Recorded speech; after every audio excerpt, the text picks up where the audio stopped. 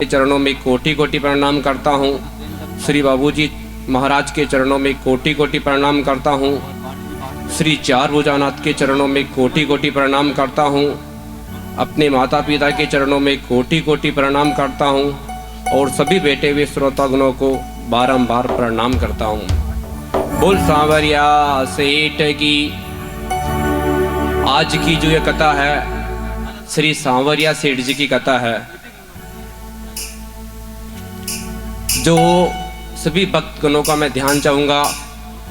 एक बार आप जो कथा में बैठे हैं, एक बार अपनी हाजिरी लगा के सांवरिया सेठ की जयकार करेंगे।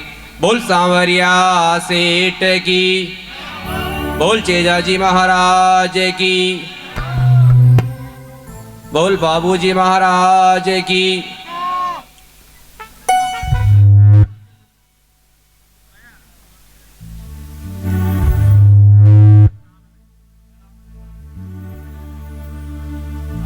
हेलो, एक बार सभी श्रोतागण कथा सुनने से पहले अपनी जीवा को पवित्र करते हुए, अपने मन को पवित्र करते हुए हरि नाम का कीर्तन करेंगे। अपन जो भी कार्य करते हैं पहले भगवान का नाम लेके करना चाहिए। एक बार श्रोता दोनों हाथों को खोलते हुए हरि नाम करते हुए गुरु। हे कृष्ण गोविंद हरे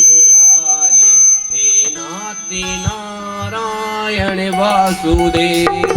हे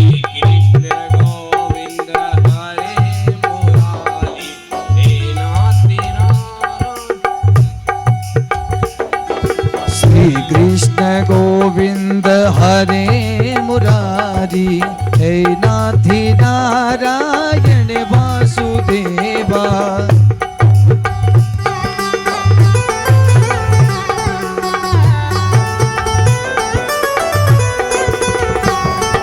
श्री कृष्ण गोविंद हरे मुरारी, हे नाथी नारायण वासुदेवा।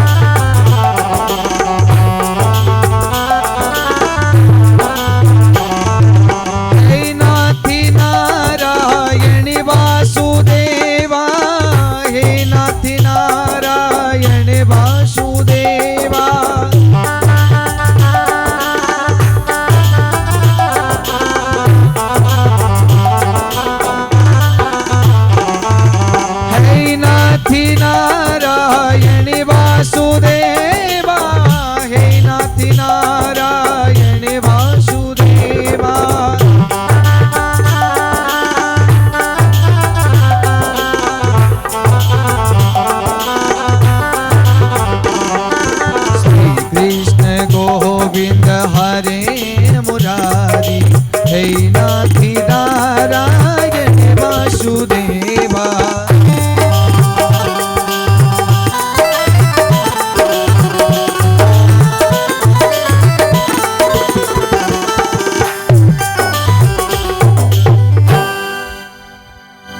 सांवरिया सेठ की जय हो। एक बार कथा शुरू करने से पहले मैं सभी श्रोतागणों को प्रणाम करता हूँ। ना तो मैं कोई कथावाचक हूँ, ना कोई मैं एक विद्वान पंडित हूँ। जो भी हूँ आपका छोटा सा बच्चा हूँ।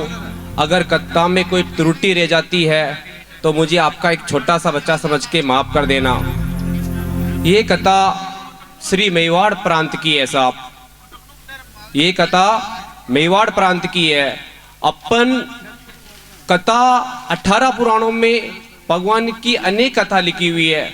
श्रीमद् भागवत कथा, विष्णु पुराण, शिव पुराण, नानी बाई का मायरा। प्रत्येक कथा का हर जगह उसका महत्व होता है साहब। जिस कथा से अपन सुनते हैं, जिस कथा को अपन भाव से सुनते हैं, उसी भाव से अपन को फल मिलता है साहब। सिर्फ सुनने से ही कथा से कुछ नहीं होता, कथा को अंदर भी उतारना पड़ता है साहब। कथा को सुनने के बाद अगर अपन कथा का विचार ना करें, मनन नहीं करें, तो कथा सुनना बेकार है साहब, क्योंकि ये कथा एक भगवान का नाम होता है, सारे पापों का हरने वाली कथा है साहब। कथा में क्या होता है साहब, अपन 3 घंटे अगर अपन पिक्चर देखते हैं और 3 घंटे अगर अपन कथा सुनते हैं तो कथा में अपन को नींद आने लग जाती है। नींद क्यों आती है? क्योंकि कथा में अपन को शांति मिलती है। अगर अपन 3 घंटे की पिक्चर देखते हैं तो अपन को नींद नहीं आती है, क्योंकि उसमें अशांति मिलती है। और हम कथा सुनते हैं तो कथा में अपन को नींद आने लग जाती है, क्योंकि अपना मन शांत हो जाता है, क्योंकि इसमें भगवान का आचरण होता है, भगवान का नाम होता है। अब सभी श्रोतागण से करूँगा कि आप कथा को ध्यान लगा के सुने। आपने भागवत सुनी होगी, नानी भाई का मायरा सुना होगा, पर आपने सांवरिया सेठ की कथा जो अपने मेवाड़ में जो आज लाखों नहीं करोड़ों नहीं अरबों का खजाना निकल रहा है सांवरिया सेठ की, उन्हीं सांवरिया सेठ जी की कथा है साहब। जो सांवरिया सेठ को एक बार कथा सुन लेता है उनके सारे पाप मिट जाते हैं।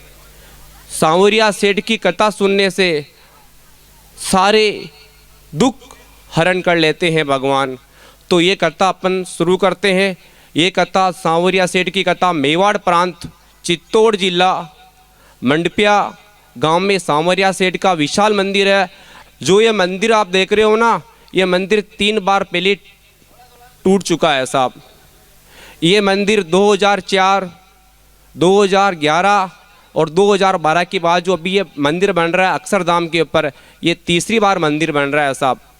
पहले कांच का मंदिर था, उसके पहले दूसरा मंदिर था, ये अब तीसरी बार जो मंदिर बन रहा है ये अक्षरधाम की तर्ज पे बन रहा है।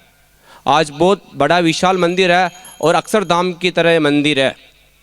एक समय की बात है साहब, एक समय की बात है, मंडपिया गांव में एक नंदाजी गुजर रहते थे। बहुत बड़े भक्त थे भगवान के। नंदाजी गुजर थे, भड्डाना उनकी गोत्र थी। इसमें गुज्जर समाज और वैष्णव समाज का बहुत बड़ा महत्व है। सांवरिया सेठ की कथा में 2 ही समाज सांवरिया सेठ से जुड़ी हुई है, वैष्णव प्रांत और गुज्जर समाज। गुज्जर समाज को 2 बार भगवान ने कृपा की है। एक कृपा की है भीलवाड़ा जिले के आसीन तहसील श्री मालेश्वरी डोंगरिया में, और एक कृपा की है चित्तौड़ जिले के मंडपिया गांव में। देवनारायण का जन्म भी गुज्जर परिवार में हुआ था और सांवरिया सेठ का जो प्रगट्य उत्सव हुआ वो भी गुज्जर ही परिवार में हुआ, भड्डाना परिवार में हुआ था। तो मंडपिया गांव में नंदाजी गुज्जर थे, उनकी पत्नी थी साहब, वो दोनों बड़े प्रेम से रहते थे। उनकी पत्नी का नाम था रामूबाई। नंदाजी गुज्जर और रामूबाई दोनों बहुत प्रेम से रहते थे साहब, इतने प्रेम से रहते थे कि पूछो मत। भगवान की भक्ति करना, भगवान का गुणगान करना, और श्रद्धापूर्वक जो भी ब्राह्मण वैष्णव जो उनके द्वार पे आते थे वो उनकी आदर सत्कार करते थे साहब। दान पुण्य करना उनका मेहन कर्म था। वो पूजा पाठ में 24 घंटे तत्पर रहते थे और भगवान का गुणगान करते थे। एक बार उनके यहाँ कोई जमात आई तो उनकी पत्नी रामूबाई और नंदाजी गुजर ने उनकी खूब सेवा की, आदर सत्कार किया और उनको खूब अच्छी तरह रखा। जब सुबह संत जाने लगे तो संत ने कहा कि ए नंदाजी गुजर, हम आपकी सेवा से बहुत प्रसन्न हैं, हम आपको आशीर्वाद देना चाहते हैं, आप कुछ मांगो, हम आपसे प्रसन्न हो गए। तो नंदाजी गुजर ने कहा कि हे महात्मा, मुझे कुछ नहीं चाहिए, सिर्फ आपका आशीर्वाद चाहिए। आपका आशीर्वाद बनाए रखना और मेरे पे कृपा बनाए रखना कि जो भी मेरे द्वार पे आए कोई खाली हाथ न जाए और मैं भगवान की सेवा करता रहूं, बस इतनी सी कृपा रखना। महंत जी ने कहा कि नहीं नहीं नंदा जी, हम आपको कुछ ना कुछ तो देंगे। तो नंदा जी गुजर ने कहा कि भगवान, मुझे सिर्फ आपका आशीर्वाद चाहिए और भगवान की कृपा चाहिए, मुझे कुछ नहीं चाहिए। थोड़ी देर बाद उनकी धर्मपत्नी रामूबाई ने कहा कि हे स्वामी, अगर गुरुजी कुछ दे रहे हैं तो आप ले लीजिए, अपने संतान नहीं है तो आप बहुत बड़े गुरुजी हैं, संत महंत हैं, आप इनसे आशीर्वाद ले लीजिए कि अपने घर पे भी कोई ना कोई संतान हो जाए जो अपने वंश को चला दें। तो नंदा जी गुजर ने कहा कि हे लक्ष्मी, हे रामू भाई, मैं संत के सामने हाथ नहीं जोड़ सकता हूँ, मैं संत से कुछ नहीं मांग सकता हूँ, क्योंकि जो भक्त होता है ना वो कभी भगवान से नहीं मांगता है साहब। भक्त तो भाव का भूखा होता है। उसने कहा कि मैं तो संत से कुछ नहीं मांगूंगा। उनकी पत्नी ने कहा, अगर ए स्वामी, अगर आप नहीं कहना चाहते हो तो गुरुजी को मैं कह दूं। वो रामू भाई जाके गुरुजी के चरणों में नमन करके धोख दे के कहा कि हे गुरुजी, आप हमारी सेवा से प्रसन्न हो तो आप हम पर एक दया कर दो, एक कृपा कर दीजिए। हमारे घर में कोई संतान नहीं है, हमारे वंशज को चलाने वाला कोई नहीं है। हे भगवान, आप इतनी सी कृपा कर दो कि हमारे घर में कोई संतान हो जाए और हमारा वंशज चल जाए। तो संत ने कहा कि ए रामू भाई, हम आपकी सेवा से बहुत प्रसन्न हैं। हम आपको आशीर्वाद देते हैं कि समय आने पर आप गर्भवती होंगे और आपके जो भी होगा, बच्चा या बच्ची, वो बहुत गुणवान होगा, उसको पूरी दुनिया पूजाएगी। मैं तुझे आशीर्वाद देता हूँ। बोल सांवरिया सेठ की आशीर्वाद देके वो नंदा जी के गुजर से संत, महंत और जमात लेके निकल गए। समय आने पर उनके घर पर एक छोटा सा बालक का जन्म हुआ। बोल सांवरिया सेठ की जन्म हुआ। गुजर समाज के थे, बड्डाना परिवार के थे। एक अच्छा उनका नाम चलता था, तो उनके घर में खुशियाँ मनाई गई, नाना प्रकार के व्यंजन बनाए गए, नाना प्रकार का भोग लगाया गया, भगवान के भोग लगाया और खुशी से झूम उठे। 1 2 3 दिन निकलने के बाद परिवार ने कहा कि ए नंदा जी, आपके घर में एक बच्चे का जन्म हुआ है, इसका नामकरण निकालिए। आपके गांव की जोशी जी, आपके गांव के पंडित जी को बुलाइए, इसका नामकरण निकालते हैं। तो नंदा जी गुजर ने कहा कि बिल्कुल, आप जाइए और जोशी जी को सत्कार के साथ लेके आइए। गुजर परिवार के सदस्य जाते हैं, जोशी जी के घर पे जाके कहते हैं कि पंडित जी महाराज, ठाकुर जी की कृपा से, द्वारिकाधीश की कृपा से आज हमारे नंदा जी गुजर के एक बालक का जन्म हुआ है, आप चलिए और उनका नामकरण करिए। जोशी जी आगे चलते हैं और जजमान पीछे चलते हैं। जोशी जी उनके घर पे पहुंचते हैं तो उनका बहुत बड़ा सत्कार होता है। उनको आसन लगा के बिठाया जाता है और उनको प्रणाम किया जाता है। प्रणाम करने के बाद नंदा जी गुजर कहते हैं कि ए जोशी जी, द्वारिकाधीश की कृपा से हमारी जो बच्चे का जन्म हुआ है, आप उनका नामकरण निकालिए। जोशी जी अपना पंचांग निकाल के, शास्त्र निकालते, उस बच्चे का नाम निकालते हैं। नमस्सं विहेशादा परम बौभम तश्वेभ्यो नमः। संकलं सता शुद्धो सर्वतं सर्वाभूषतं वो नमः। वंदे करुणं वंदे शतं वंदे श्रीप्रियमं प्रिकराजं प्रतं वो नमः। प्रीताय हेभ्यं नमो नमः। पर्वलोकं पर्वशदं पर्वमुखं व्यो नमः। वंदे करशंबाशादं सुसोनायेभ्यं नमो नमः। ओ ब्राह्मण देवता कहते हैं कि ए नंदा जी गुजर, आप तो बहुत धन्य हो गए। आपके जो बालक हुआ है वो रोहिणी नक्षत्र में हुआ है। वो बहुत दिव्य है, बहुत शक्ति है और बहुत गुणवान है। ये बड़ा होके आपके पूरे गुजर बड्डाना परिवार का नाम रोशन करेगा। बोल सांवरिया सेठ की। ये भी भक्तों नक्षत्रों का फर्क पड़ता है। जो बालक जन्म लेता है, 27 नक्षत्र होते हैं साहब। 27 नक्षत्र में जो रोहिणी नक्षत्र में जो जन्म लेता है वो बालक अपने माता पिता का नाम रोशन करता है। वो आगे जाके बड़ा विद्वान बनता है। हर चीज़ नक्षत्र और घड़ी के अनुसार चलती है। घड़ी पल नक्षत्रशम व्योन में या जन्म करवतम जनवाही व्यम नमोन में। आदमी जब जन्म लेता है ना, वो कुछ लेके नहीं आता है, अपने कर्म लेके आता है, भाग्य लेके आता है। पर जो नक्षत्र होते हैं ना, 9 ग्रह, हम रोज पूजन में भी बताते हैं कि 9 ग्रह, 27 नक्षत्र, पल घड़ी, जो जन्म लेता है उसी के अनुसार वो अपने कर्मों से बकता है। जो रोहिणी नक्षत्र में जिस बच्चे का जन्म होता है वो हमेशा सुख शांति प्रवृत्ति रहता है साहब। पंडित जी ने उनके 5 नाम निकाले साहब। सक्तम्बो होशादम प्रथम में प्रथम नामम व्योन में या वेगजतम व्योसादम हंसाय हेभ्यम नमो नमः पुत्रशम पुत्राय हेभ्यम प्रताय हेभ्यम नमो नमः सर्वलोकम पूजतम वाहि चातताय हेभ्यम नमो नमः शतम वासादम पतम पोन में पंचम नावम प्यमो नमः। पहला नाम आया उद्दाराम, दूसरा नाम आया जयराम, तीसरा नाम आया लखाराम, चौथा नाम आया लालाराम और 5वां नाम आया नम्माराम। जिसमें से 5 नाम निकाले। जो भी पंडित जी निकालते हैं 5 नाम निकालते हैं, तो उनके घर वालों ने उनका नाम रखा लखमाराम। बोल लखमाराम भगत की, बोल सांवरिया सेठ की। लखमाराम जी नाम रखा। वो धीरे धीरे बड़े होने लगा। कहते हैं ना, जैसा गुण माता पिता में होता है वैसा ही गुण पुत्र में होता है। उनके माता पिता भी बहुत द्वारिकाधीश श्री चार भुजनाथ की भक्ति करते थे। वो बच्चा 2 साल की उम्र में ही भगवान की भक्ति में लग गया। आप बताओ 2 साल का बच्चा क्या जानता, पर जिस पे भगवान की कृपा हो जाती है ना, वो उम्र नहीं देखता। वो 2 साल की उम्र में राम राम हरे कृष्णा हरे राम बोलने लग गया। तो लखमा राम, वो नंदा राम जी और रामू भाई बहुत चिंतित होने लगे। अरे अभी तो अपना बच्चा 2 साल का है, इसके तो अभी दूध के दांत भी नहीं आए हैं, ये भगवान का गुणगान कर रहा है, राम राम कर रहा है। वो क्यों, जैसे भी प्रभु की इच्छा।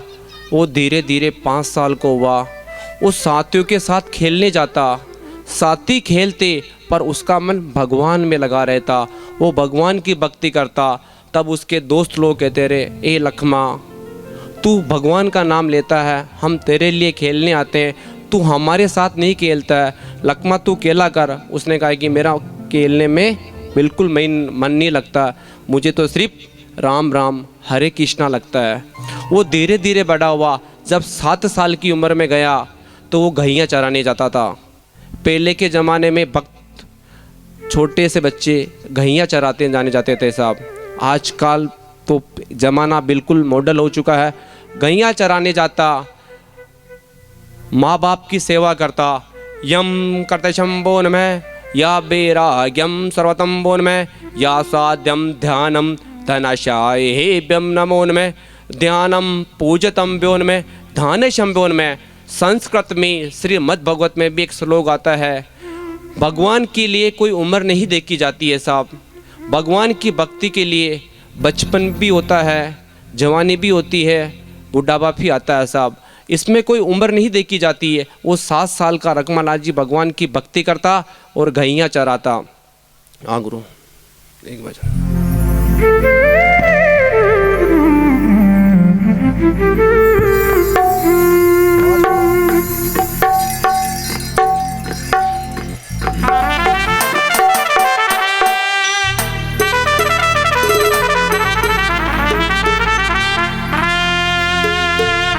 हेलो, बोले श्री चार भुजनाथ की।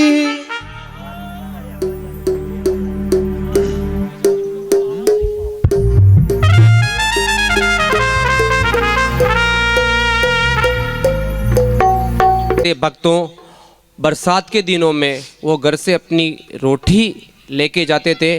बरसात के दिनों में गैया जंगल में चरती, वो गिल्ली मिट्टी को इकट्ठा करके मंदिर बनाते और जो घर से रोटी लेके आते उसमें भगवान की मूर्ति बिठाते और भगवान का भोग लगाते। 8 वर्ष की उम्र में लखमा जी अपने घर से रोटी ले जाते, मंदिर गिल्ली मिट्टी का मंदिर बनाते, पत्थर की मूर्ति रख के भगवान को पूजते और भोजन का भोग लगाते। ऐसा इनका रोज का नियम था। ऐसे करते करते 1-2 साल बीत गए, रोज़ यही नियम था। एक दिन वो जंगल में बैठे बैठे मूर्त बना के, मंदिर बना के, भगवान की मूर्त विराजमान करके और भोग लगा के हरे कृष्णा हरे राम कर रहे थे। उसी जंगल से जीवन गर्जी महाराज, ये सुनना साहब, ये वैष्णव समाज के महंत हुए हैं जीवन गर्जी महाराज। जीवन गर्जी महाराज मंडफिया जंगल से निकल रहे थे तो उनकी नज़र उस बालक पे पड़ी जो 8 वर्ष का बालक था। लखमा राम जी मिट्टी का मंदिर बना रखा था, पत्थर की मूर्ति रखी हुई थी और रोटी का भोग लगा के हरे कृष्णा हरे राम कर रहा था। और जीवनगर जी महाराज वहाँ से गुजर रहे तो उनकी नज़र उस बच्चे पे पड़ी तो जीवन गुरु जी महाराज वहीं रुक गए और बच्चे के सिर पे हाथ फेरने लगे। बोला, रे ए बच्चा, तू कौन है? तेरी खेलने की उम्र है और तू छोटा सा दिख रहा है, तू कौन है? और तुम भगवान की पूजन कर रहा है। बेटा मैं तेरे से बहुत प्रसन्न हुआ, तू कौन है? तो वो चरणों में गिर के कहा कि हे महाराज, मैं बड्डाना गुजर समाज का हूँ, नंदाजी भक्त का पुत्र हूँ, लखमा राम मेरा नाम है और मैं मंडफिया का रहने वाला हूँ और मैं भगवान की पूजन कर रहा हूँ।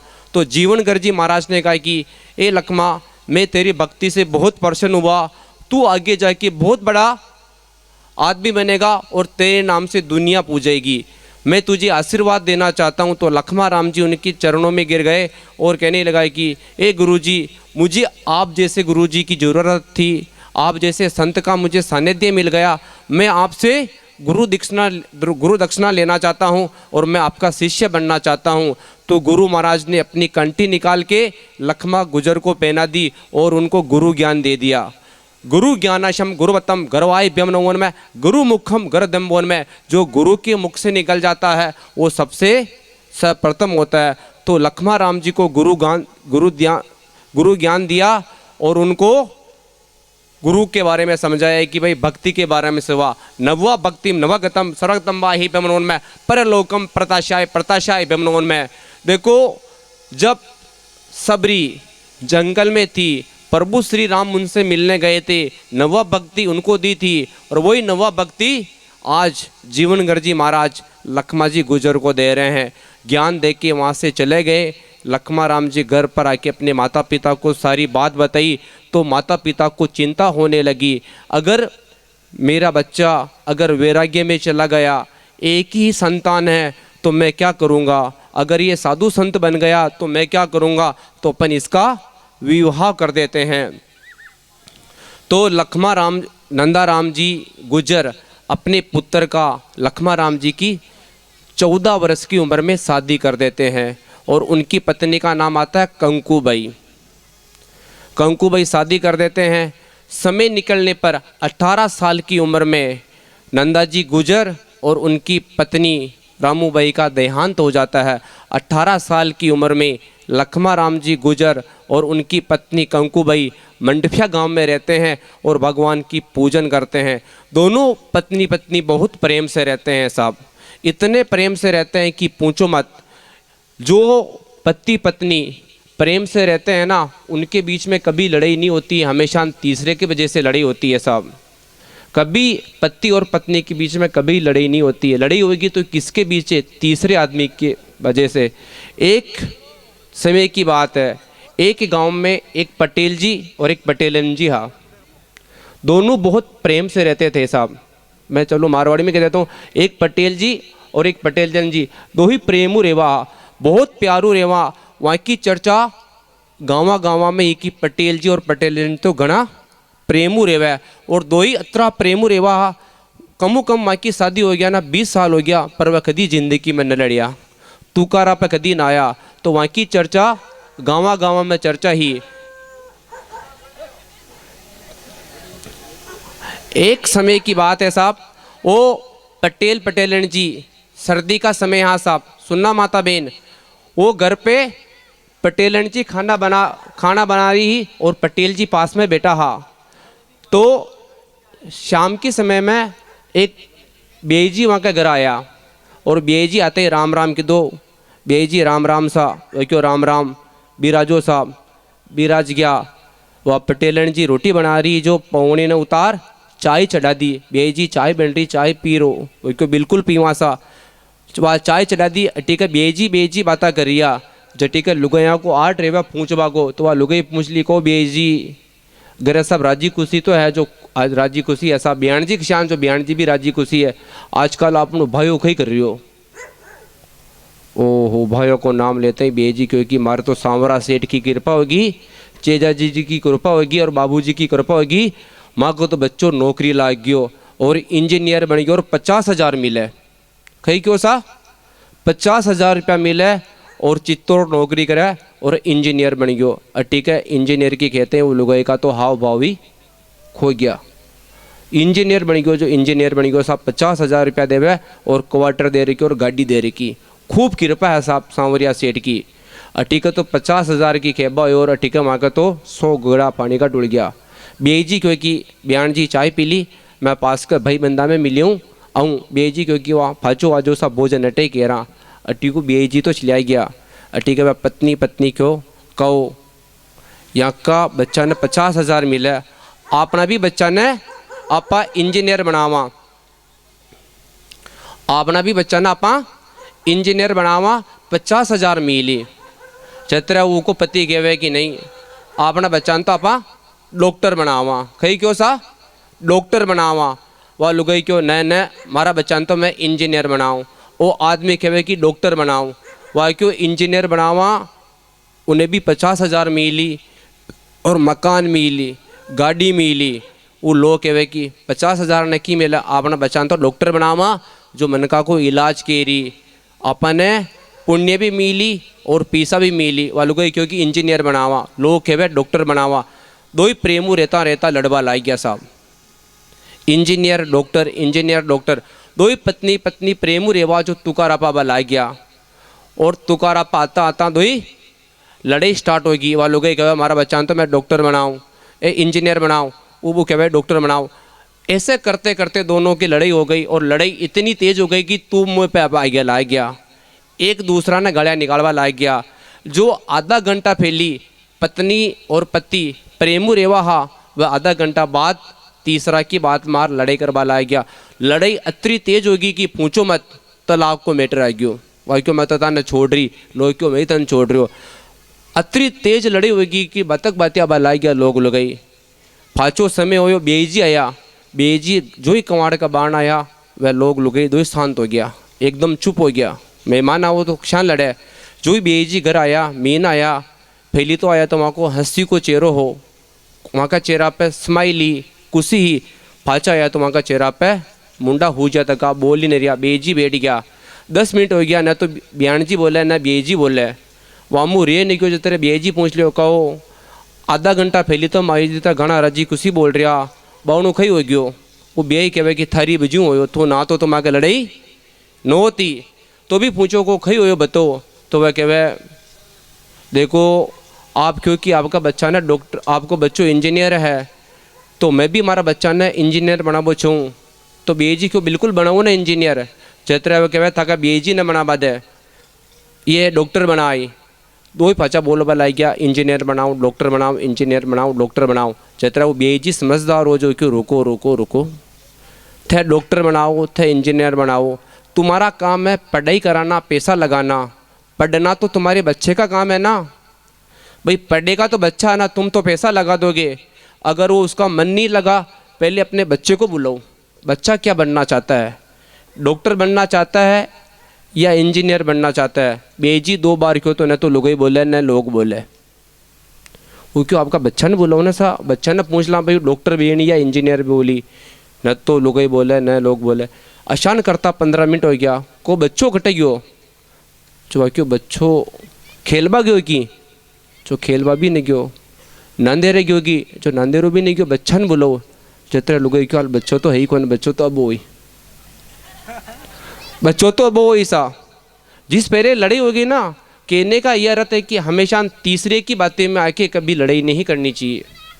इसी कहानी से ये शिक्षा मिलती कि जो पत्नी और पत्नी अच्छे रहते हैं उनके बीच में जो लड़ाई होती है वो तीसरे के माध्यम से लड़ाई होती है। हमेशा तीसरा आदमी लड़ाता है। ये बात मैं बोल रहा हूँ तो आप मेरी बात का बुरा मानना आना, पर सही बात तो ये है कि हमेशा किसी के बीच में भी लड़ाई होती है ना तो उसी के बीच में तीसरे का हाथ होता है। बोल सांवरिया सेठ की 18 साल की उम्र में लखमा राम जी के माता पिता गुजर गए, उनका देवलोक हो गया। धीरे धीरे भगवान की कृपा से लखमा जी गुजर के एक छोटी सी कन्या ने जन्म लिया। बोल सांवरिया सेठ की एक बजा।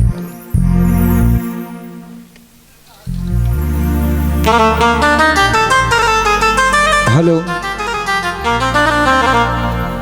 एक भजन जो बार गुरुदेव श्री बता रहा उसका जो मेन सारांश आएगा अब कथा में यहाँ से आता है। जब लखमा जी भक्त के और कंकुबाई के कन्या हुई, समय आने पर वो धीरे धीरे बड़ी हुई, तब कंकुबाई ने कहा कि हे लखमा जी, ए स्वामी, अपनी कन्या बड़ी हो गई है, इसके लिए वर देखिए, घर देखिए, अच्छा देखिए, जो अपनी बेटी का लालन पोषण कर सके, अपनी बच्ची को अच्छा रख सके। समय आने पर लखमा जी गुजर ने अपनी बेटी का विवाह रचाया। सुनना भक्तों, जिसके घर में कन्या होती है ना, उनके घर में खुशियाँ आती है। माता जी, अगर किसी की कन्या की शादी हो ना, अगर उस बाप के पास पैसे भी नहीं हो ना, अपनी बच्ची की शादी होगी ना, तो अपने आप पैसे आ जाते हैं। ये भगवान की कृपा होती है। 3 चीज़ उसके पास आ जाती है। आपने प्रैक्टिकल देखा होगा, जिसके भी घर में कन्या होती है, उसकी शादी होती है, पैसों का कहीं भी इंतजाम नहीं हो और बेटी की शादी फिक्स हो जाती है ना, तो ठाकुर जी पैसों की उनके बरसात कर देते हैं। 3 चीज़ देते हैं, लक्ष्मी, शक्ति और खुशी। इस चीज़ को आज आप कथा में बांध लेना, ये ठाकुर जी की कृपा है। ये जब लक्ष्मी जी विष्णु भगवान जी का विवाह हुआ था, तब भगवान ब्रह्मा जी ने आशीर्वाद दिया था, जिसके भी घर में बेटी का जन्म होगा, कहीं से कहीं उसके धन की ज़रूरत होगी तो भगवान उनके धन की ज़रूरत कर देगा। सुनना, जिनके घर में बेटी की शादी होती है ना, उस पिताजी के पास पैसे नहीं होते हैं, जब बच्ची की शादी फिक्स हो जाती है ना, तो उसके पास पैसे आ जाते हैं। लक्ष्मी जी आती नहीं आती है साहब, लक्ष्मी और खुशी, उसके घर में खुशी का माहौल हो जाता है। 5 दिन पहले डीजे वीजे बजने लग जाते हैं, मेहमान आने लगते हैं, बहन बेटी आने लगती है, एक खुशी का माहौल हो जाता है। और शक्ति, माँ जगदम्बा खुद उसके अंदर बैठ जाती है।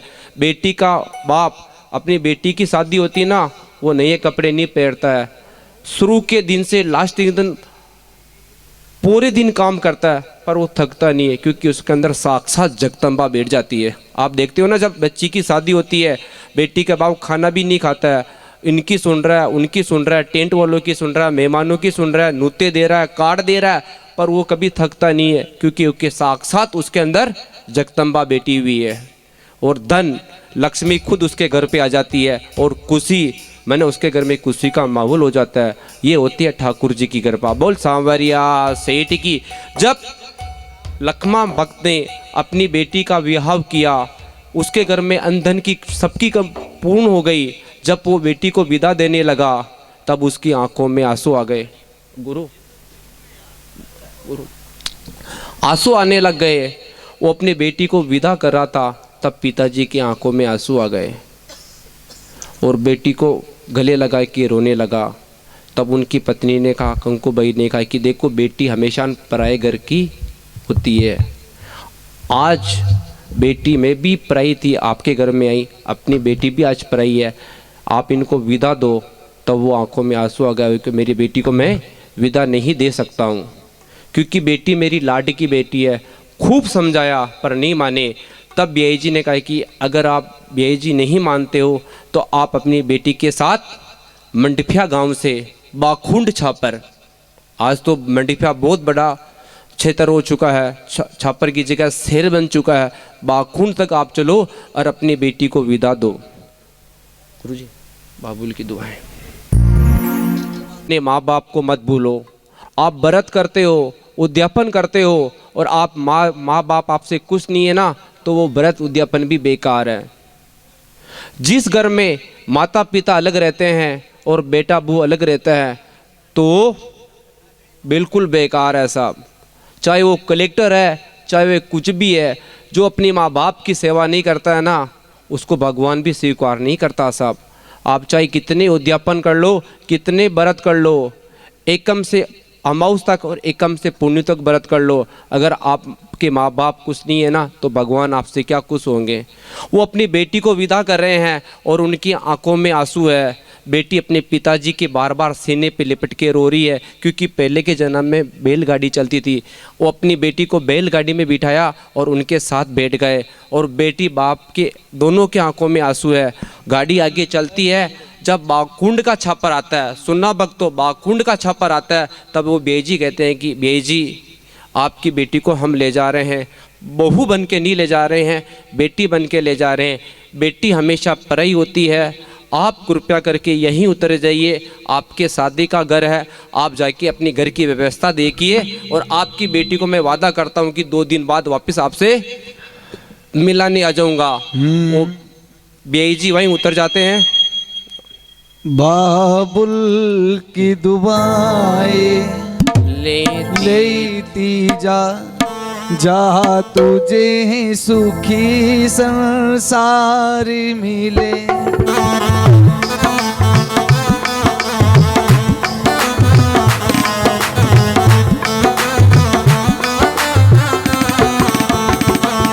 बाबुल की दुआएं लेती जा तुझको सुखी संसार मिले।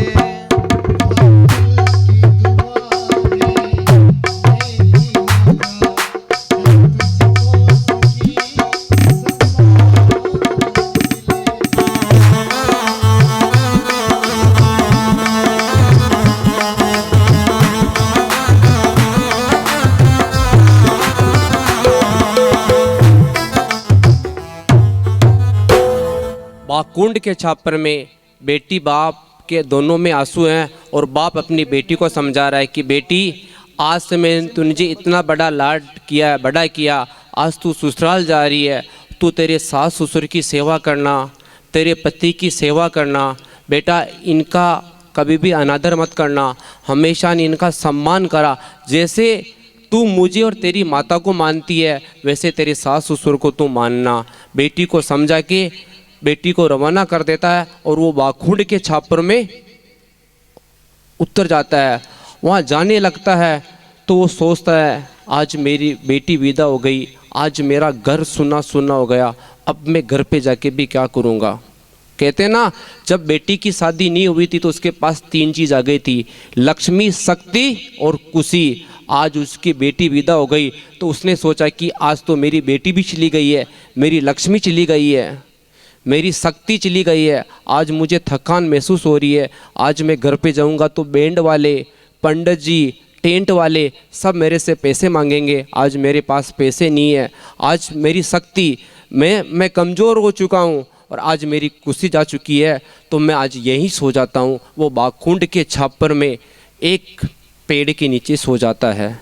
बैसाख का महीना आखा तीज के दिन वहाँ सो जाता है। जो ही वो सोता है तो वो थका हुआ तो उसको नींद आ जाती है, और नींद में उसको सपने में बोल सांवरिया सेठ की, सांवरिया की सेठ की कथा यहीं से प्रारंभ होती है। बात है 1616 की, संवत 1616 की बात है, आखा तीज की बात है। वो सो रहा है और दिन को उसको सपना आता है, और सपने में उसको 4 भुजानाथ आते हैं, द्वारिकाधीश आते हैं कि ए लक्ष्मा उठ, जहाँ तू सो रहा है वहाँ 3 गज हाथ तेरे 3 मूर्तियाँ दबी हुई है, उनको निकाल।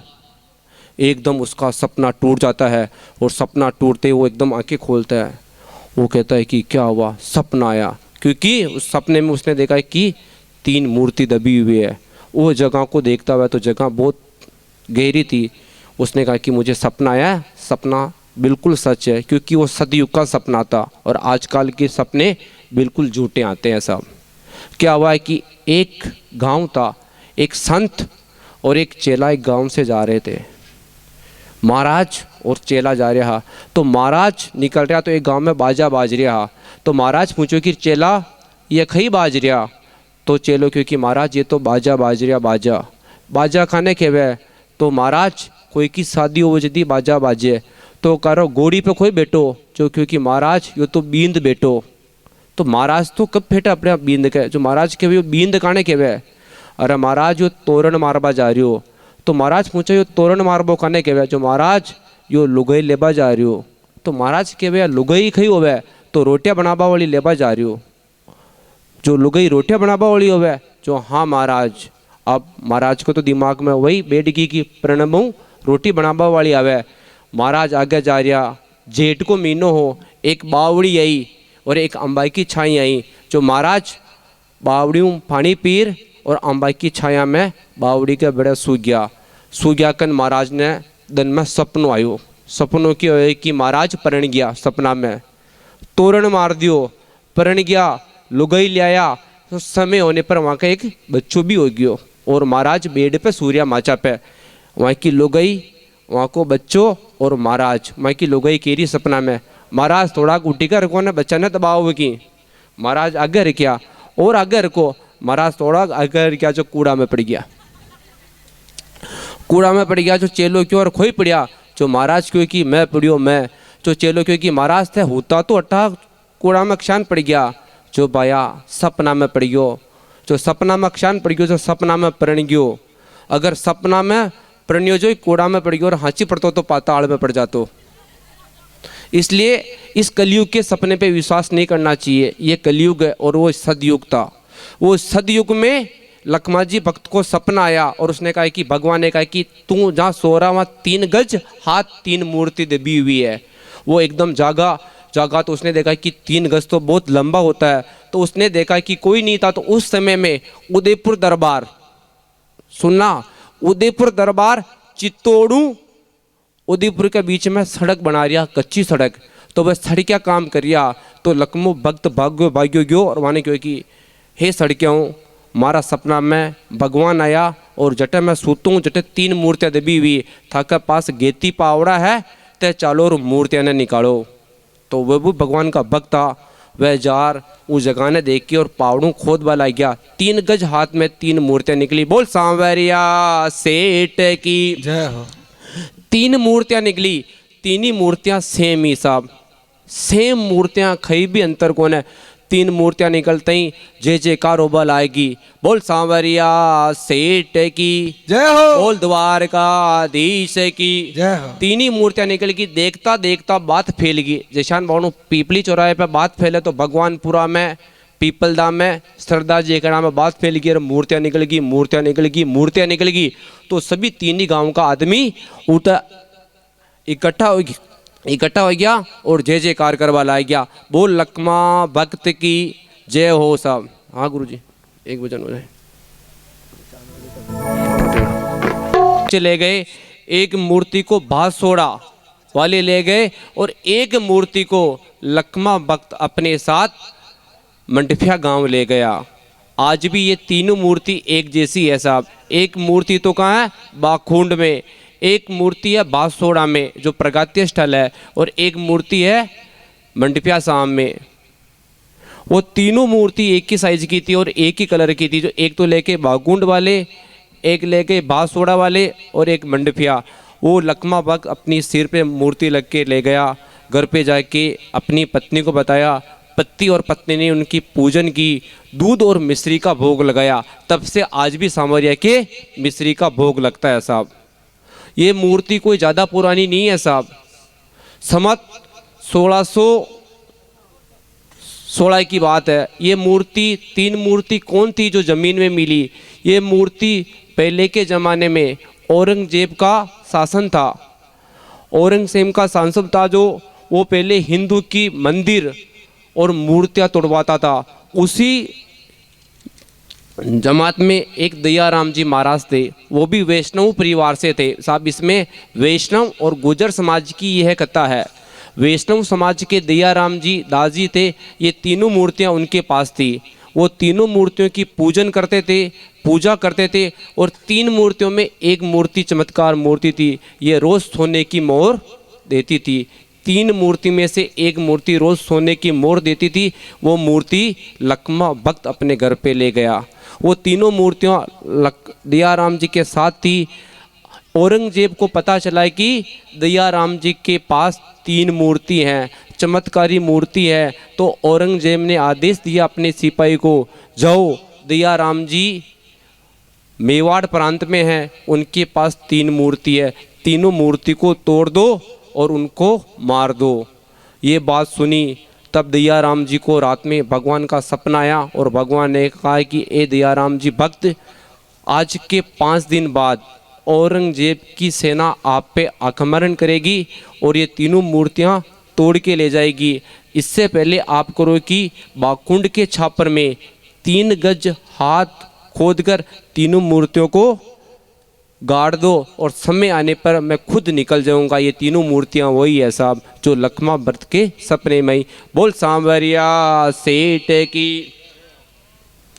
वो तीनों मूर्ति अपने जगह स्थापित हो गई और एक मूर्ति जो लखमा राम रह गया था अपने घर की फ्रेंडी पे जाके विराजमान कर दी। आज भी सांवरिया सेठ मंडपिया में पानी की परेंडी पे बैठे हुए, तिल भर नहीं हिले साहब। आज जो मंदिर बना हुआ है वो पानी की परेंडी पे बना हुआ है। जहाँ लखमा राम ने जो सांवरिया सेठ को स्थापित किया था वो आज वही जगह है। मंदिर 3 बार टूट गया पर वो परेंडी से तल भर भी सांवरिया सेठ नहीं आले। और सांवरिया सेठ का नाम कैसे पड़ा? ये 1616 में नहीं पड़ा साहब, सांवरिया सेठ का नाम पड़ा, ये नाम पड़ा साहब नानी भाई का जो मायरा आता है उसी के उपलक्ष्य में पड़ा। गुरु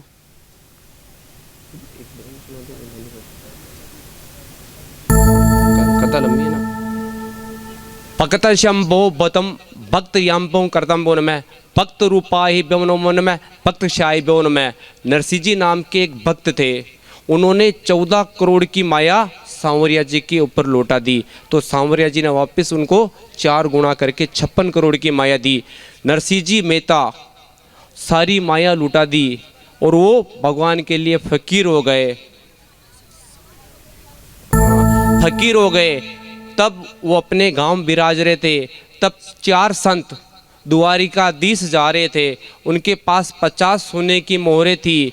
तो वो गांव से गुजर रहे थे तो उन्हें पूछा कि आपके गांव में कोई नगर सेठ है, हम यहाँ सोने की मोहरें दे दें और हमें कोई हुंडी लिख देगा तो हमें द्वारिकाधीश में वापस दे देंगे।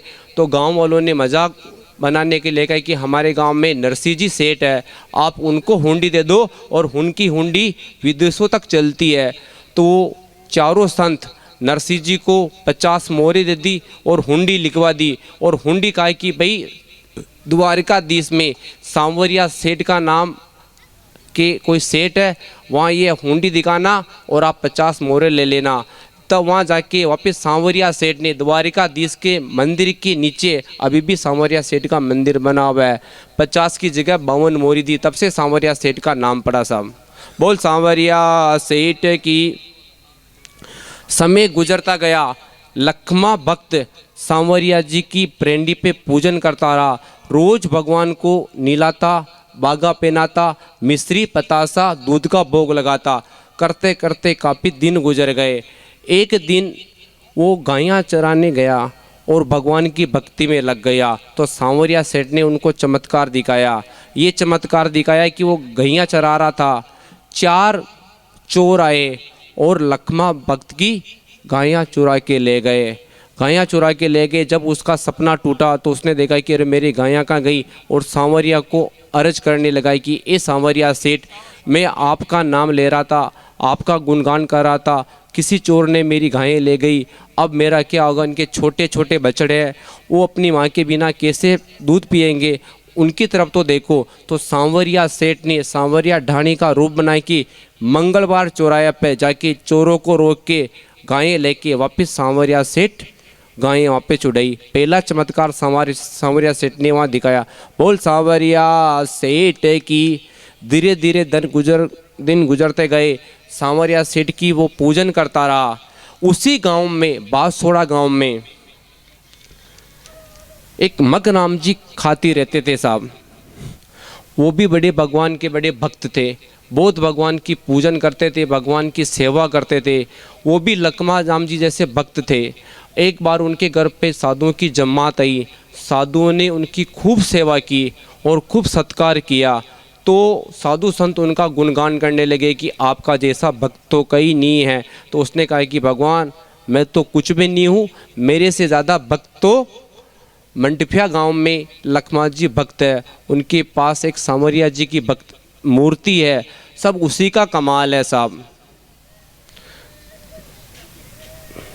भजन गा दो यार, तुम एक लास्ट कतर है जी। एक बार कैमरा वाले भैया कैमरा नोटिस ना जो। हाँ साहब, लकमा भक्ति करते करते काफ़ी बरस हो गए। देखो, भक्ति के बिना भगवान नहीं मिलते हैं। आपने सबरी का नाम तो सुने होगा। सबरी कौन थी? जात से भील समाज की थी। उसकी भक्ति से प्रसन्न होकर भगवान उसके पास आए। सबरी कौन थी? पूर्व जन्म में वो एक राजा की पत्नी थी साहब। वो राजा की पत्नी थी। राजा जी और रानी जी कुंभ प्रयागराज गए।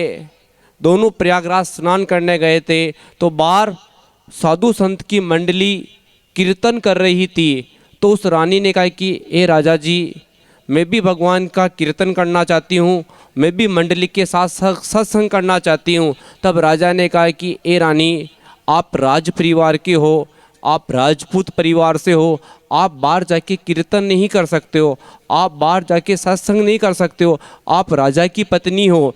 तो रानी ने कहा कि हे राजा जी, मैं रानी हुई तो क्या हुई, मैं भगवान की भक्ति नहीं कर सकती हूँ क्या?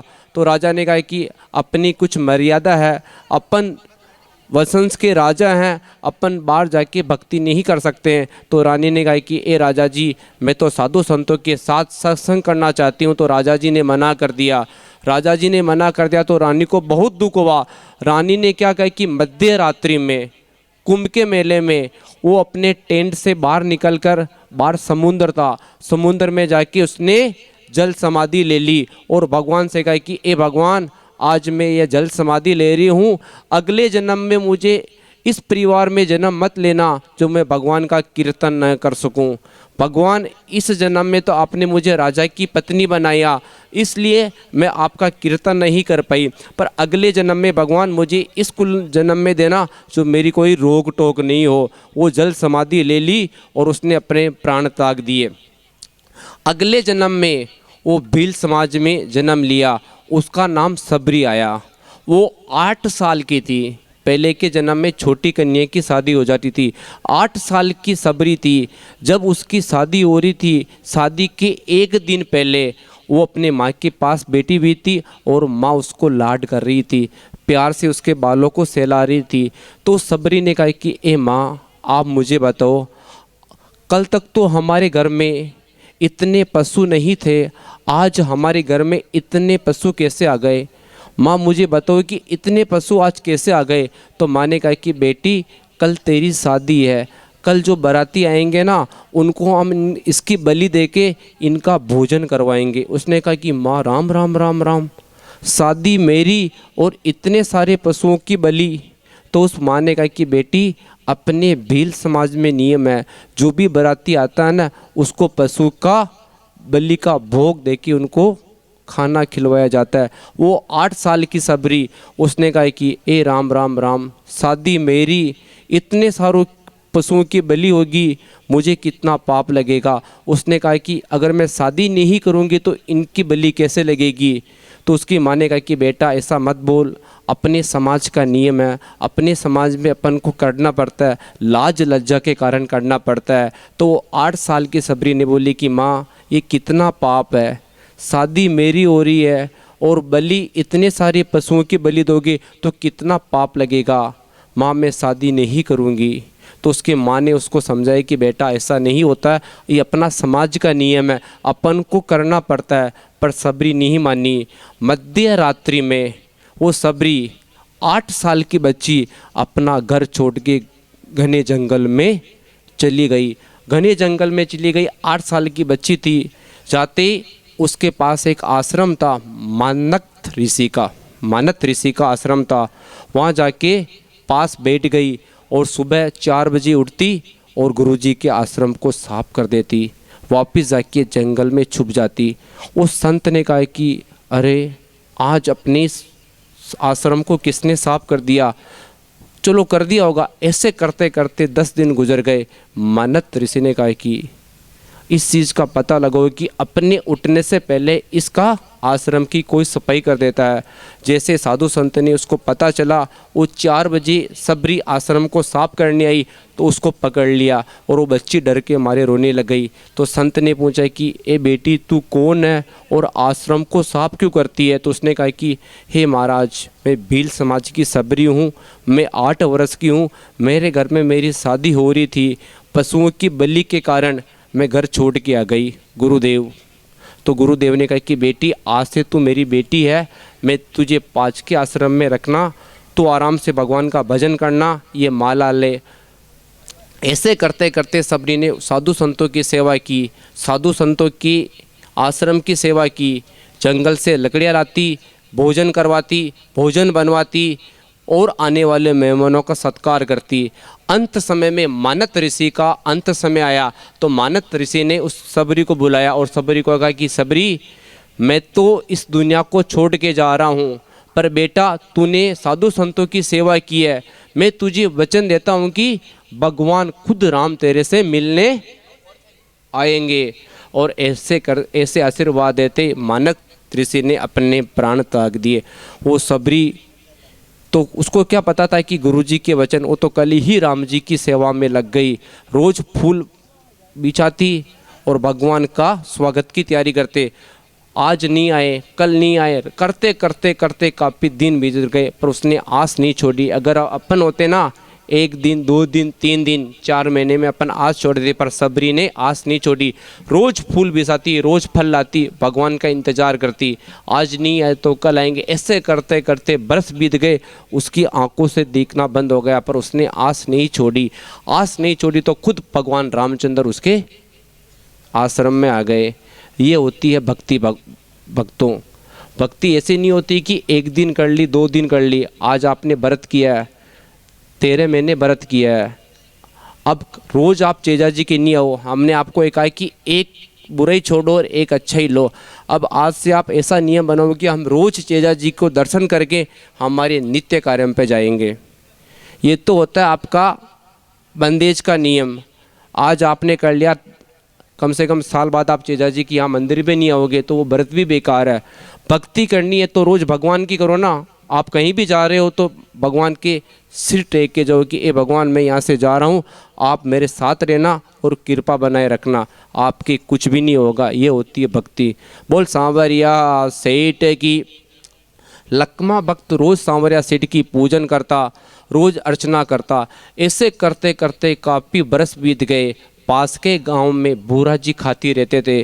बूरा जी खाती के यहाँ संत महात्मा पधारे। बूरा जी खाती ने उनकी खूब सत्कार किया तो साधु संत जय जयकार करने लगे कि बूरा भक्त की जय हो, बूरा भक्त की जय हो।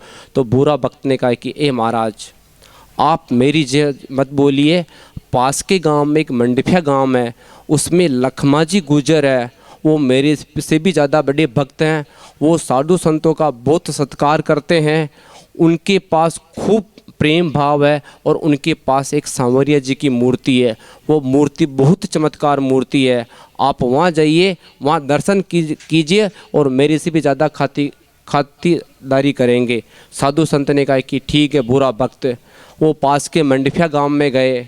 मंडफिया गांव में जाके पूछा कि या लखमा जी भक्त का मकान कहाँ पे? तो गांव वालों ने कहा कि आगे जाके जो बड़ा दरवाज़ा मकान है वही लखमा भक्त का है। 100 साधुओं की जमात थी।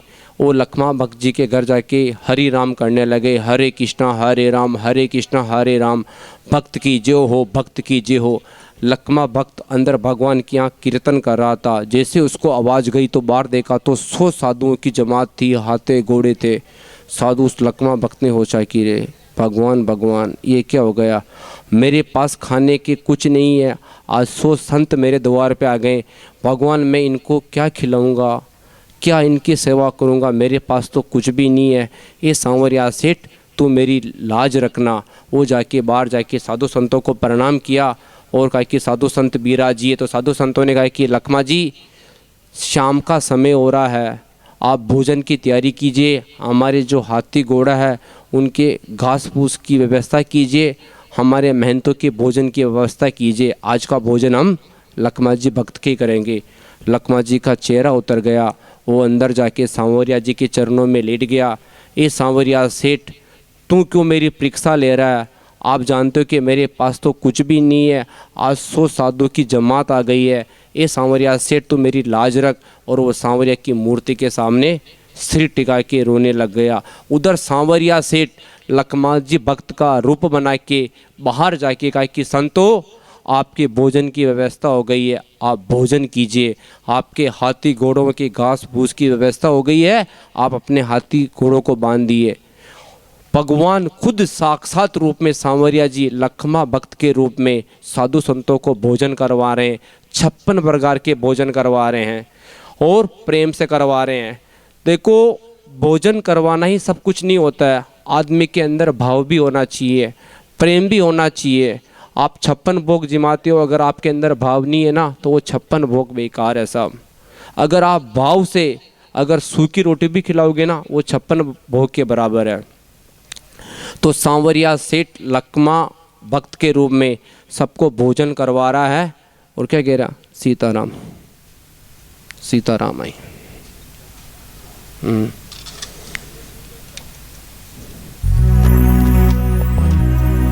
भक्त के रूप में सांवरिया सेठ ने संत महात्मा का कुछ सम्मान किया, उनको भोजन करवाया और एक एक संत को एक एक कंबल और एक एक सोने की मोहर और महंत को 2 कंबल और 5 सोने की मोहर दी। देने के बाद उनको प्रणाम करके वापिस सांवरिया सेठ लखमा भक्त के रूप में घर में गए और एक तगारे में 2 जना का भोजन लेके और कंकु भाई को कहा कि कंकु भाई इनको रखिए, मैं तुलसी पत्तर लेके आता हूँ। वो अंदर गए और अंतर ध्यान हो गए। बोल सांवरिया सेठ की। इधर लखमा भक्त भगवान के चरणों में गिरा हुआ है, उधर साधु संतों ने भोजन कर लिया, सोने की मोहरे पाड़ ली और जय जयकार करने लगे, लखमा भक्त की जय हो, लखमा भक्त की जय हो। तो लखमा की एकदम आंखें खुल गई।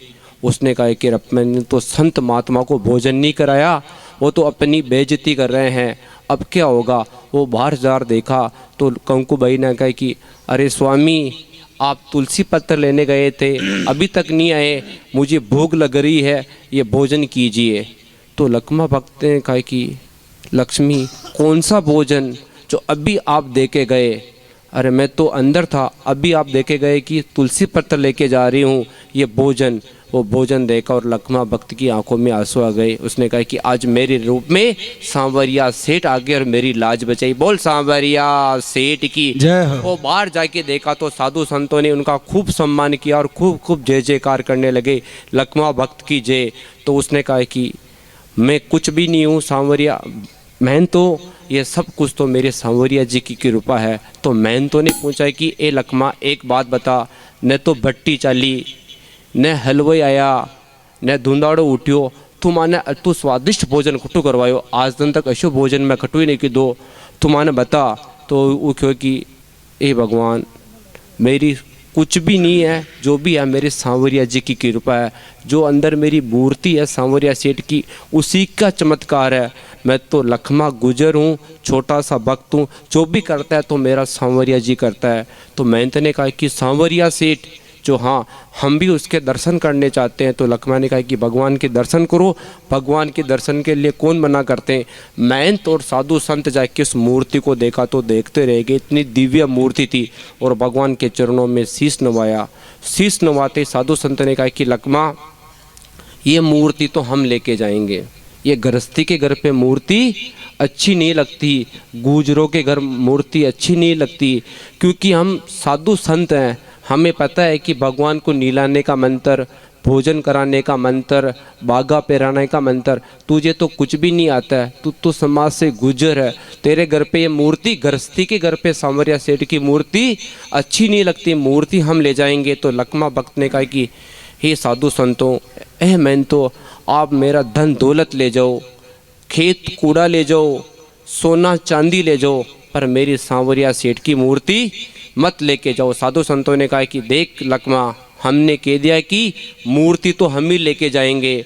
तो लखमा भक्त भगवान से प्रणाम करने लगा कि हे साधु संतों, हम आपको भगवान के रूप में पूछते हैं, आप मूर्ति मत ले जाओ। तो साधु संतों ने कहा तू मेरी बात नहीं मानेगा? जो नहीं मानूंगा। तो उन्होंने कहा कि जाओ रे, इसकी मूर्ति लो। जैसे साधु संत गए, मूर्ति को उठाने लगे तो मूर्ति बिल्कुल भी टस से मच नहीं हुई, नहीं हिली। सभी साधु लग गए पर मूर्ति इधर से उधर नहीं हुई। साधु संतों ने कहा कि गुरुदेव ये तो मूर्ति इधर से उधर ही नहीं हो रही है। तब महंत ने कहा अपने हाथी का जो भाला है खूटा खोदने का वो लेके आओ, अगर ऐसी नहीं रहती तो पूरी फ्रेंडी को हटवा दो, पर मूर्ति लेके आओ। जैसे साधु संत वहाँ गए और भालो और उनसे हमला करने लगा तो सांवरिया सेठ ने चमत्कार किया, वहाँ से भंवर माल भवानी माल उन पे टूट पड़ी। साधु संत भागने लगे, दौड़ने लगे, नीचे गिर गए, पता नहीं अत्याचार होने लगा। और साधु संतों ने जय जयकार करने लगे कि ए लकमा भक्त, हमें मूर्ति नहीं चाहिए, हमें तो बचा ले, हमें तो बचा ले। तब लकमा कहने का कि भगवान अट्टे मारा ब्राह्मण हत्या हो जाए, मैंने पाप लाएगी, साधु संत अट्टे मर जाए तो जन्म जन्म को मारा दोष लाएगी कि लकमा का घर साधु संत मर गया। वो भगवान का जार जल चढ़ायो और 2 बार में जेल वहाँ पर डालियो तो वो वापस तैयार हो गया। बोल सांवरिया सेठ की जय हो। आज भी वो मूर्ति फ्रेंडी पे बैठी है साहब। मंदिर 3 बार बन गया सांवरिया सेठ का। पहले मंदिर बना था 2000 में, उसके बाद 2008 में कांच का मंदिर बना था, शायद आप गए होंगे, कांच का मंदिर था। अभी जो मंदिर बन रहा 2011 से अक्षरधाम की तरफ में मंदिर 3 बार बन गया, 3 बार टूट गया, पर वो प्रेंडी पे सांवरिया सेठ वहाँ के वही विराजमान है। सांवरिया सेठ वहाँ से तिल भर भी नहीं हिले, वही प्रांडी पे सांवरिया सेठ बैठे हुए हैं। जाके साधु संतों ने लखमा भक्त के चरणों में प्रणाम किया, उन्हें कहा कि हमें भी भगवान की करते हुए भक्ति हो गई, पर आपके जैसा भक्त नहीं देखा, ये आपकी मूर्ति नहीं चाहिए, हम तो यहाँ से जाते। सांवरिया सेठ का नाम लेके वहाँ से निकल गए। धीरे धीरे उम्र बीती, 80 साल की 75 साल की उम्र में लखमा जी भक्त और उनकी पत्नी कंकूबाई बूढ़े होने लगे। तब उन्होंने कहा कि अब अपन से भगवान की सेवा नहीं होती है, अपने संतान भी नहीं है, अपन क्या करें। तो उन्होंने कहा कि अपन कोई बच्चा गोद रखते हैं। तो वैष्णव समाज का, वैष्णव परिवार का बच्चे ने उनको गोद रखा और वो सांवरिया सेठ की सेवा करने लगा। 80 साल की उम्र में लखमा जी भक्त देवलोक हो गए और उनकी पत्नी कंकूबाई भी सती हो गई। और उनका जो बच्चा लिया था ना गोद, वैष्णव समाज, वो सांवरिया सेठ की सेवा करने लगा। आज भी सांवरिया सेठ की पूजन अर्चना वैष्णव परिवार करता है। वैष्णव परिवार के अलावा कोई मंदिर में प्रवेश नहीं करता है। आज भी सेवा वैष्णव परिवार को दी गई है।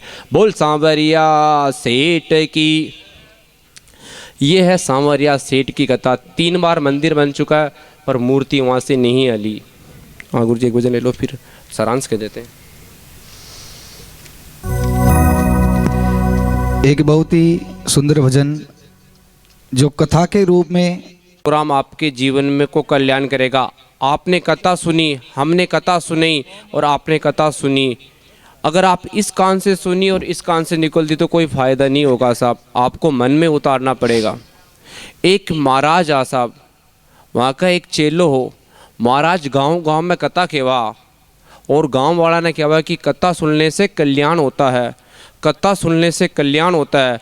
तो वहाँ का लार एक चेलो हो, चेलो क्यों गुरुदेव एक बात पूछबो छूँ, थे गांव गांव में कथा करो और गांव का मन कानो कोई की कथा सुनबो कल्याण होवे। महाराज मैंने 10 साल हो गया था कला रहा कथा सुनता सुनता मारो कल्याण न होयो। भाई था क्यों कल्याण होवे, मैं भी 10 सालों तक के साथ कथा सुन रही हूँ महाराज, पर मारो कल्याण न होयो। आप मैंने बताओ मारो कल्याण का न होयो। महाराज क्यों भाई बीमारी पक्की है, इको इलाज तो अपन ने करनो पेड़ी। चेला ने एकांत में बुलायो। चेला ने क्योंकि चेला बिल्कुल तू सही क्यों, आज तने एक काम करनो पेड़ी, कई काम करनो पेड़ी।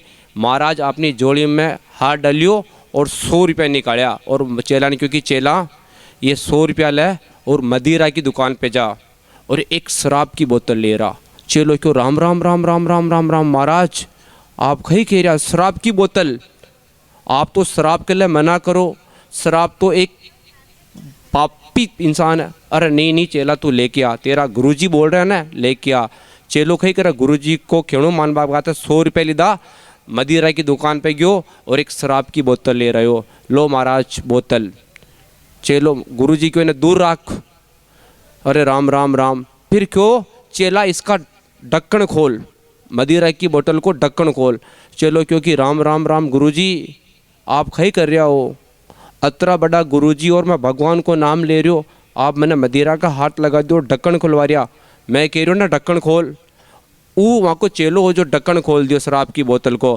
पछे क्यों गुरुजी, सुनो साहब, गुरुजी क्यों चेला ये मदिरा की बोतल ने पी। वो चलो क्योंकि राम राम राम गुरुजी, आप तो पागल हो गया, आप भगवान का नाम लो, आप कीर्तन करो, शराब को तो आप विरोध करो और आपका चेला नहीं शराब पिला रहा। मैं कह रहा हूँ तेरा गुरुजी हूँ और इसको पीना पर अंदर नहीं उतारना। चेला गुरुजी क्योंकि चेला या शराब की बोतल ने पीजे, मुंडा में लीजिए, कुल्लो करजे, पर अंदर में तो उतार जाए, वापस बाहर ने फेंक दीजिए। ठीक है, जैसानी की दो चेलो बोतल खोली, मुंडा में ली दी, कुल्लो की दो, बाहर ने फेंक दियो। अशान करता करता पूरी बोतल खाली होगी, बोतल खाली होगी, चेला बोतल खाली होगी जो होगी। पूछा गुरुजी क्योंकि चेला कहीं नशो आयो कि थने भाई, तो गुरु चेलो क्योंकि गुरुजी आज तो आप पागल हो गया, मारंकू मदिरा की बोतल मंगा दी, खुलवा दी, मैंने पिला दी, मैं अंदर पीदी कौन है तो मैंने नसों खुशा ना आई, मैं तो डायरेक्ट ही मुंडू बाहर ने फेंक दी ना, अंदर थोड़ी उतारी। तो कोई बोल रहे हो तो मैं बोल रहा हूँ, वैसे तूने कथा तो रोज़ सुनी, इस कान से सुनी और इस कान से निकाल दी, कभी अंदर नहीं उतारी। अगर तू अंदर उतारता तो तेरा कल्याण हो जाता। ये एक छोटा सा उदाहरण है। अगर वो शराब की बोतल अंदर पीता तो नशा आता, उसने तो शराब बाहर से ही फेंक दी, उसको नशा नहीं आया। आप कथा में बैठे हो, आप कथा सुन रहे हो, भगवान के मंदिर जा रहे हो, अगर आप अंदर भाव में नहीं उतारोगे तो आपका जाना न जाना बेकार है। जो भी काम करो इस कान से सुनो और इस कान से निकाल दोगे तो कोई फ़ायदा नहीं। इस कान से सुनोगे और अंदर बिठाओगे तब आपका कल्याण होगा साहब। कथा हम कहते हैं कह के चले जाएंगे। 5 दिन अपन ने उद्यापन किया, हमने मंत्र तंत्र बोले, आपने अच्छा अनुष्ठान किया। अगर आप इस अनुष्ठान को अंदर उतारोगे, जैसे आपने 13 महीना दान पुण्य किया वैसे अगर आप करते रहोगे तो आपका कल्याण होगा। आपने उद्यापन कर दिया, दान पुण्य बंद कर दिया तो आपका कल्याण नहीं होगा। कलयुग नाम उतारा, धनशम धान दे उपारा। कलयुग का है, अगर आप दान पुण्य करते रहोगे तो भगवान की प्राप्ति होती रहेगी। सांवरिया सेठ की एक सच्ची घटना है साहब। उदयपुर की भक्तों सुनना 2013 की गोरखपुर की कल्याण प्रेस आती है, उसमें आती है कि सांवरिया सेठ की कथा सुनने से क्या होता है, सांवरिया सेठ के जाने से क्या होता है। 2013 की घटना है। उदयपुर का एक महाजन है, उसकी दुकान है उद्यापोल पे। उद्यापोल पे महाजन की दुकान है। मेसरी महाजन है, वो हर 11 को, हर अमाउस 11 को, या तो 11 या अमाउस को सांवरिया सेठ के चरणों में धोख देने आता है। ऐसे करते करते उसको 3 साल हो गए, वो हमेशा सांवरिया सेठ की आता है। भक्तों सुनना सच्ची घटना। सांवरिया सेठ की कृपा से उसकी बच्ची का डॉक्टर में सिलेक्शन हो गया, बम्बई। उसको 10 लाख की ज़रूरत थी। उसने कहा कि मेरी बेटी का एडमिशन हो गया है, आज के 15 दिन बाद मेरी बेटी के 15 लाख रुपए जमा करवाने डॉक्टर के। वो परेशान हो गया। उसके एक साड़ी की दुकान है, श्री सांवरिया सेठ साड़ी सेंटर उद्यापोल। वो जाके सांवरिया सेठ की दुकान में उसकी मूर्ति थी, वहाँ जाके उसने प्रणाम किया। ए सांवरिया सेठ, आपकी कृपा से मेरी बेटी का डॉक्टर में सिलेक्शन हो गया है और आज के नेट 15 दिन बाद मुझे 15 लाख रुपए देने हैं। हे भगवान तू मेरी व्यवस्था कर। वो जाकर अपनी पत्नी को बोला तो पत्नी ने कहा कि अपने सांवरिया सेठ को कोना खूब जावा सांवरिया सेठ के, हमारा पास तो 15 लाख रुपया कौन है। तो वो बोले कि भाई थारा पास जो गोल्ड है सोनो है आपा उन्हें गिरवी रख दा और आपनी बच्ची को एडमिशन करा दा तो वह लुगई, क्योंकि मारा ज्ञानानंद तो मैंने मिलूँ और अगर मांगनो हो मैंने तो सांवरिया सेठू मांगो तो सांवरिया सेठ के गणा जावा। हा वो जाके दुकान पे जाके सांवरिया सेठ को प्रणाम करने लगा कि ए सांवरिया सेठ मारी लाज थी राग जे। रोज करता करता पर भगवान ने उसकी परीक्षा ली। रोज़ तो उसकी दुकान अच्छी चली पर 5 दिनों की दुकान पे बिल्कुल ही बूढ़नी नोई, बिल्कुल भी बूढ़नी नोई। 6ठा दिन रोज गरा वो लुगई उन्हें चकचक करे कि वो घना जाओ ना सांवरिया सेठ के, घना जाओ ना सांवरिया सेठ के। करते करते 10 दिन हो गए उसकी दुकान में, कभी 500 कभी 400। 5 दिन तो बिल्कुल ही बूढ़नी नोई। और उधर कोले से फ़ोन आ गया, अगर आपकी बेटी को एडमिशन करवाना है तो 15 दिन में 15 लाख रुपए जमा करवाना पड़ेगा। बेटी का मामला था साहब। वो रोज़ सांवरिया सेठ को प्रणाम करता। 14वें दिन वो सांवरिया सेठ की दुकान खोल ली और प्रणाम किया कि सांवरिया सेठ, मेरी दुकान में कुल 10 लाख का ही माल है। सांवरिया सेठ ऐसी कृपा कर जो मुझे 15 लाख की व्यवस्था हो जाए। उसी दिन 2013 जुलाई का समय था, 15 या 16 जुलाई थी। उदयपुर में कर्फ्यू लग गया साहब। एक कोई मोमडोनों के बच्चे को मार दिया, कर्फ्यू लग गया, पूरा उदयपुर बंद होने लग गया। पुलिस वालों ने बंद करवाने लग गया, उसकी दुकान भी बंद करवाने आने लगा। तो वो दुकान को शटर बंद करने लगा और कहे कि ए सांवरिया सेठ, तू मेरे पे ऐसी कृपा कर, आज एक मार्केट बंद हो रहा है, कल आज तेरा दिन है, कल मुझे मेरे बच्चे के 15 लाख रुपए जमा कराने, मेरे पास पैसे नहीं है, तू कृपा कर। जैसे वो शटर बंद करने लगा, एक स्कॉर्पियो गाड़ी आई, उसमें से 3 आदमी उतरे। अरे सेठ जी रुको रुको रुको, उदयपुर 3 दिन के लिए बंद हो रहा है और हमारे घर में शादी है, हमें कपड़ों की ज़रूरत है, आप दुकान खोल के कपड़े दीजिए। जैसे दुकान खोली तो उसने कहा कि क्या चाहिए आपको? तो हमें पूरी दुकान चाहिए। ये सांवरिया की सच्ची घटना है। 15 लाख 10 लाख का माल 15 लाख में देके पूरी दुकान खरीद ली। ये सच्ची घटना, उदयपुर की घटना है साहब। आज भी वो दुकान उद्यापोल के यहाँ विराजमान है। कहते हैं ना, सांवरिया सेठ को एक बार दिल से चितारना चाहिए, सांवरिया सेठ उनकी मनोकामना पूर्ण करता है। बोल सांवरिया सेठ की। विद्यापन जजमान को बोले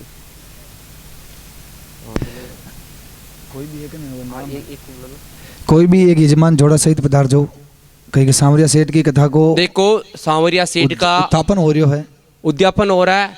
जो सांवरिया सेठ की कथा सुनता है, आज भी बिजनेस पार्टनर है, जो सांवरिया सेठ के साथ लग जाता है उसको माला माल बना देता है। आज सांवरिया सेठ का करोड़ों रुपया निकल रहा। रोज छपलिया भर ना कहना तो भी पीसा हो में इतना नोव है, 56 करोड़ 40 करोड़ 45 करोड़। अगर आप रोज का 3 छबले भी ना कहना तो हर माऊ 17 पीसा नोज का ये सांवरिया जी को चमत्कार है। आपने सांवरिया जी की कथा सुनी तो हम व्यासपीठ से यही प्रार्थना करेंगे कि ये सांवरिया सेठ 8 ही जजमान पे खूब कृपा करना, सरदार जी खेड़ा गांव में खूब कृपा बनाए रखना, अन्न धन की लक्ष्मी की बरसात करना और हर प्रकार का रोग दोग मिटाना। हम वैदिक मंत्रों से सांवरिया सेठ से ये प्रार्थना करेंगे कि सांवरिया जो आपकी कथा सुन रहे हैं उनकी हर मनोकामना पूर्ण करना। कतम शेतम बेहिषादासरतम सांवरिया हे पूजतम या कचतम बे पूजतम श्री लक्ष्मी या तम व्योनमय यस जजमानम पूजतम सर्वमंगलाय हे सतोई। ये भगवान आपकी इनकी हर मनोकामना पूर्ण करना।